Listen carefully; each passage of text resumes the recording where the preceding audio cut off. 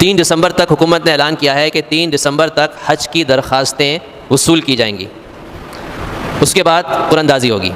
اور بہت افسوس ہے اس بات پر کہ پچھلے 2 سالوں کے دوران 2023 2024 یہ 2 سالوں کا حج ایسا گزرا ہے پاکستان میں کہ جو حکومت نے سرکاری کوٹا دیا تھا تقریباً 90,000 پرائیویٹ سیکٹر سے جانے والے حاجی ہوں گے، 90,000 گورنمنٹ کے تھرو جانے والے ہوں گے، تو درخواستوں کی وصولی ہوئی، لیکن دونوں دفعہ 90,000 درخواستیں وصولی نہیں ہوئی۔ قرآن اندازی ہوتی ہے، قرآن اندازی کی نوبت ہی نہیں آئی۔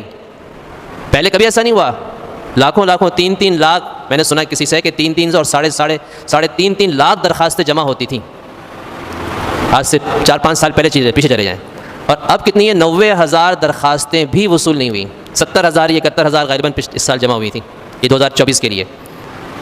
تو یہ ایک تو یہ ہے کہ حج مہنگا بہت ہو گیا، دوسرا ہمارے ملک کی معیشت ایسی بیٹھی ہے کہ لوگوں کے اندر بالکل جو طاقت تھی خرچ کرنے کی، بالکل لوگ جو ہے سے محروم ہو گئے۔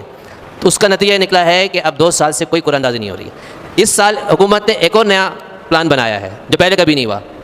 اس سال گورنمنٹ نے کہا ہے کہ اس سال جو حج کی درخواستیں جمع کرائیں گے ان کو یہ ہم سہولت دیتے ہیں کہ وہ قسطوں میں اس کی رقم جمع کرائیں، ورنہ ہمیشہ پوری پیمنٹ ایک ساتھ کرنی ہوتی تھی۔ لوگ گورنمنٹ کو پتہ ہے کہ یعنی گورنمنٹ نے اس لیے چانس دیا ہو سکتا ہے درخواستیں کچھ زیادہ آ جائیں، چلو چھوٹ مل گئی ہے، قسطوں میں جمع کرائیں گے۔